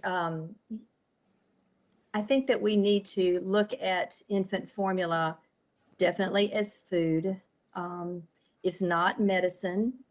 It can be therapeutic, but the main thing I feel like what is needed at the FDA is for somebody to provide oversight that is qualified in food and nutrition with an expertise in that area. And not someone that knows medications and drugs. That's another whole issue. I don't know about any kind of problems if we, if we would change things, but I do know that somebody with an expertise in that area should be the one that has oversight over the products that we use. And, looking at European formulas, we don't know, the saying that they're safe, that's not science-based that I know of. I would like for someone with a food nutrition background to look at that and say, oh yeah, let's just import all the baby formulas in Europe or wherever they're coming from so that we have more supply. I'm a little hesitant to say that without somebody's oversight on those kinds of products. Yeah, I understand the reluctance. I also understand that we're in the midst of a shortage that's significant, that poses nothing short of a medical emergency for many American babies and families. And it goes beyond that. I have to assume that this also spills over.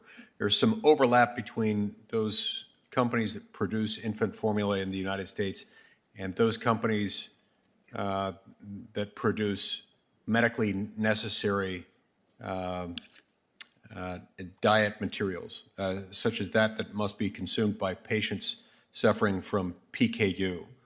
I can only imagine that this infant formula shortage must exacerbate that problem. And these medically necessary diets, even in the absence of a shortage like this, are estimated to cost in excess of 8 times what someone would pay for normal food. And so that has me worried as well.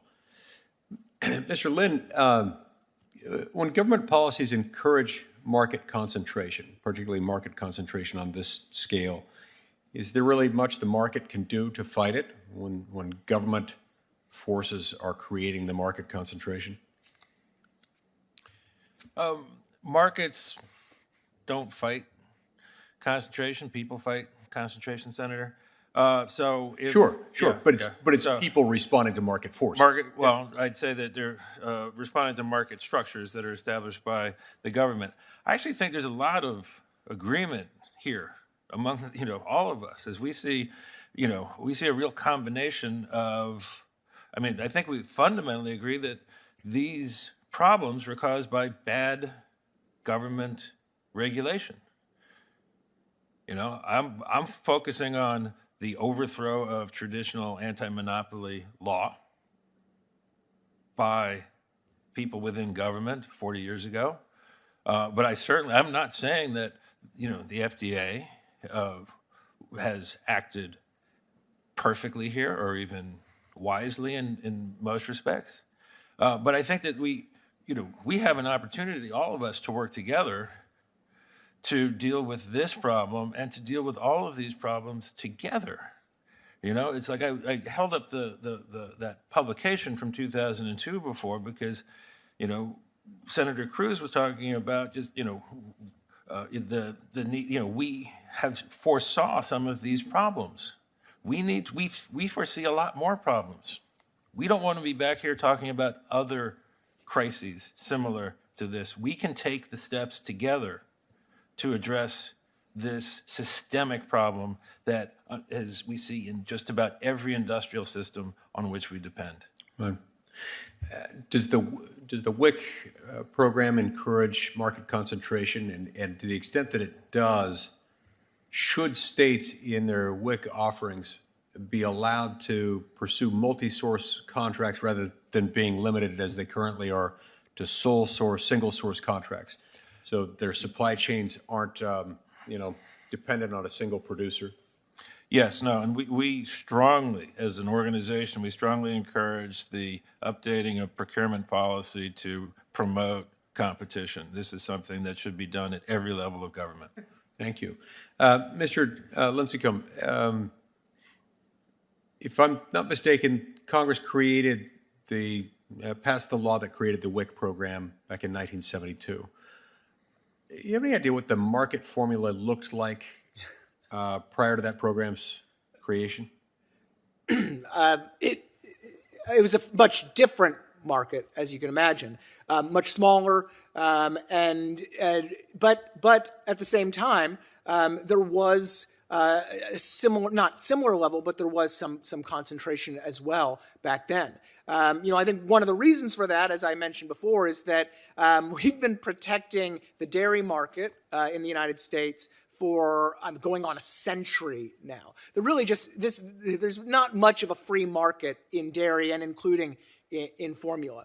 But I think it is nice to see agreement. I was pleased to read Chair Klobuchar's letter to Secretary Vilsack also about WIC. I think we all understand that WIC is a problem in this case. Merits of the program itself, intention of the program itself aside, it is doing a lot of the driving the concentration. And a simple expansion of the kind of a voucherization of that would certainly help.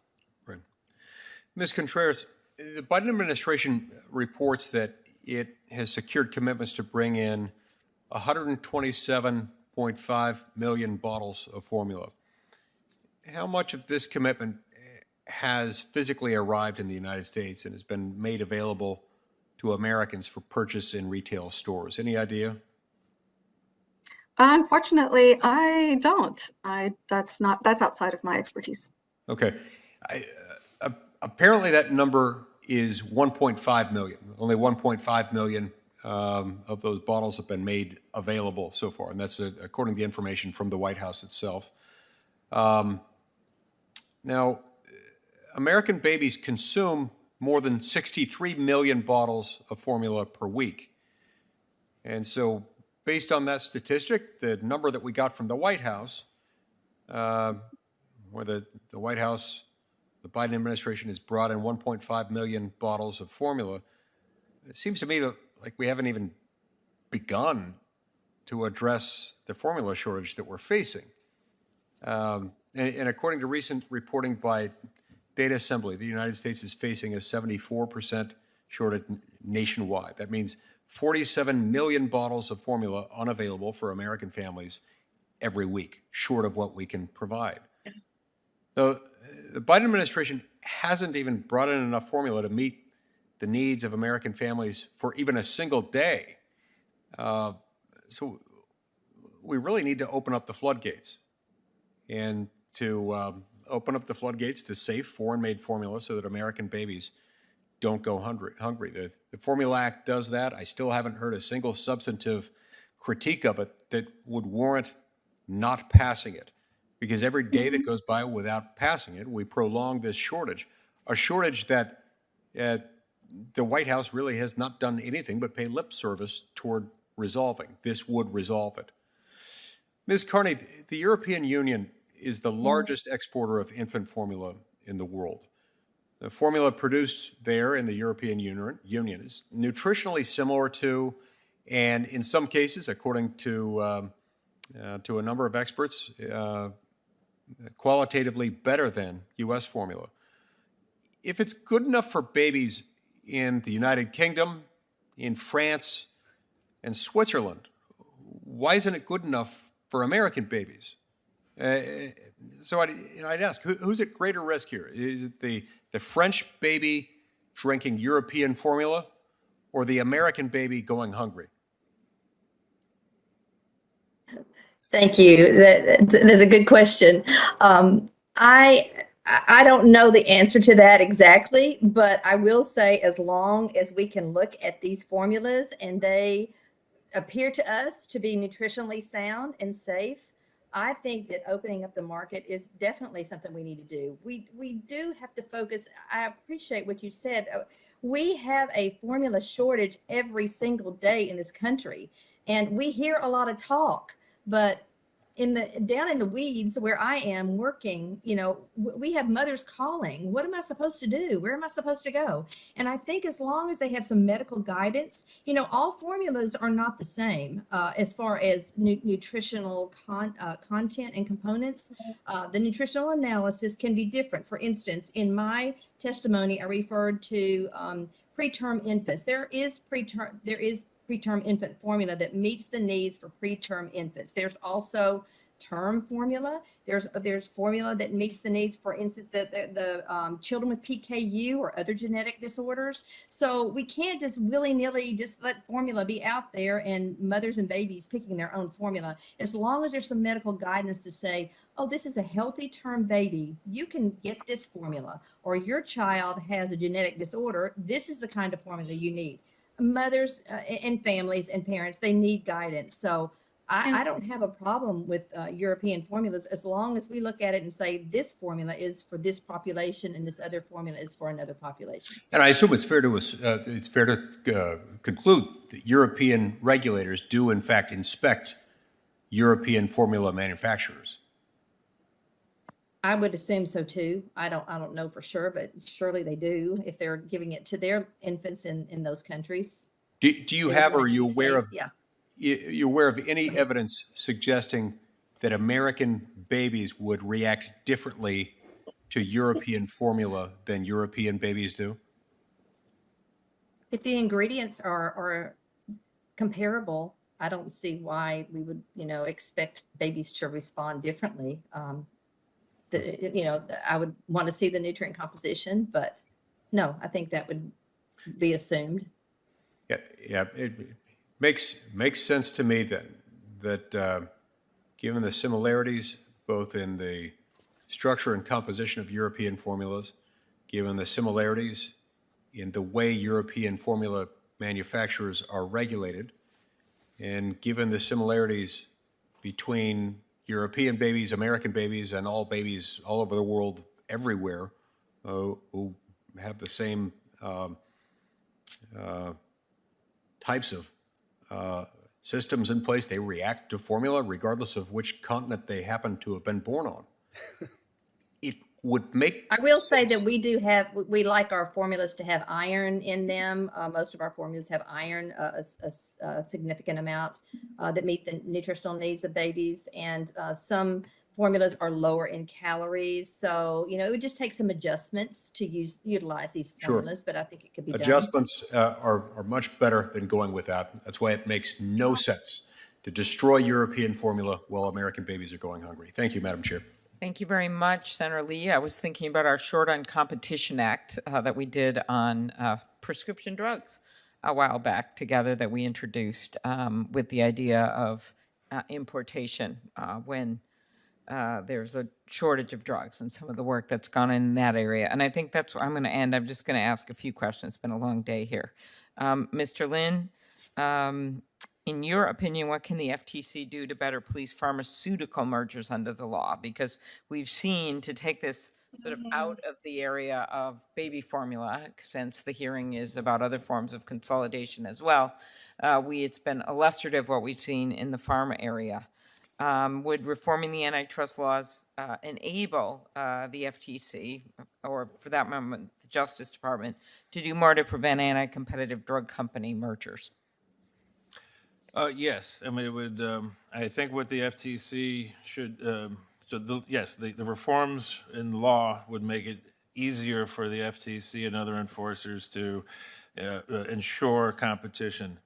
And, but, one thing one thing that the FTC should do, and our government more widely should do, is actually really integrate our domestic approach to competition with our international approach to competition. And I would remind, we're talking a lot here about imports. I would remind everybody here about what happened to the seasonal flu vaccine production capacity in 2004, when a single plant went down, was contaminated in Liverpool. And that United States that year was dependent on that plant for 1/2 of our seasonal flu vaccine production, 1/2. So this simply going to saying that importing is going to solve the problem is not true. Absent rules that establish a market that expects a certain number of players with a certain market share. And we have always done this from the past, and this is actually just answering your question. This is something that the FTC is actually looking at now with its guidelines, which is going back to strict structural, bright line rules on market structure. Okay, thank you. One last question, since this bill is getting signed into law tomorrow. Mr. Lynn, we know that one of the issues with supply chains has been the shipping conglomerates, international shipping conglomerates that are charging 4 times the amount. This is one year to year, 20 to 21, 4 times the amount for containers that they did in the past, kind of using the pandemic as an excuse, which is translated into much bigger prices, of course, for American businesses, American farmers, and then that gets translated into higher prices for consumers. It's certainly by no means the only cause of increased prices, but it definitely is a contributing factor. That's why Senator Thune and I joined forces.